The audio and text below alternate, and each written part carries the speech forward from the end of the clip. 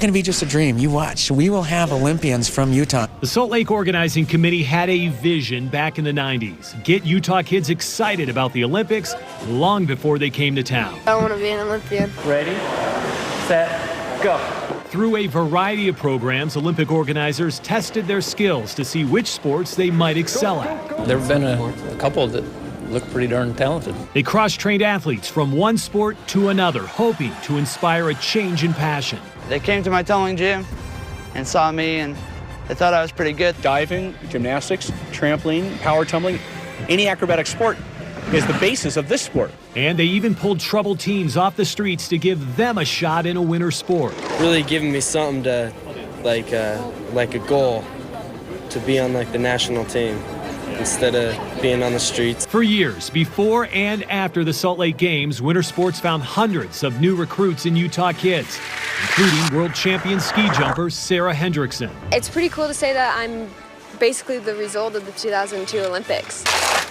They did a great job creating these kid recruitment camps. That was kind of the final push to be like, okay, I want to try this really cool sport. At 14 years old, Hendrickson won the first ever Women's World Cup for ski jumping, and she was on the team when the sport made its Olympic debut in Sochi.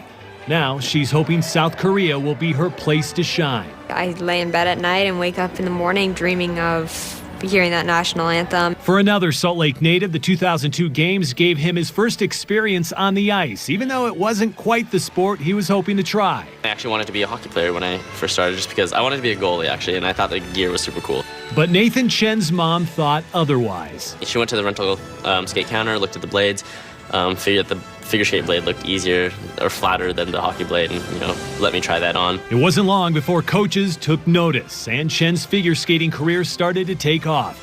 He says learning to skate in a host city meant there was inspiration all around. The Olympic Oval, just walking to the rink and you see the rings, and being able to drive by the torch every day, and just understand how all of that worked was super beneficial to me, learning, or I guess aspiring to become an Olympian. And as the games began, watching elite athletes in person inspired other eager Utah kids. At 12 years old, I was like, oh yeah, I can compete in the Olympics in Salt Lake. And then I was like, oh, I'll be 17 now. It probably won't be. But even though two-time gold medal winner Ted Ligety couldn't compete for the home crowd as a kid, seeing his heroes in action helped push his Olympic dreams forward. I was really lucky. I got to forerun the Olympics there, so I foreran the slalom, which was amazing. You're basically the test dummy for the event, and you're hanging out at the start with, my heroes at the time. To be in their midst and be forerunning and kind of a pseudo-competitor, I guess, was a huge inspiration. An inspiration another Utah native took to heart and to the medal podium in Sochi 12 years later.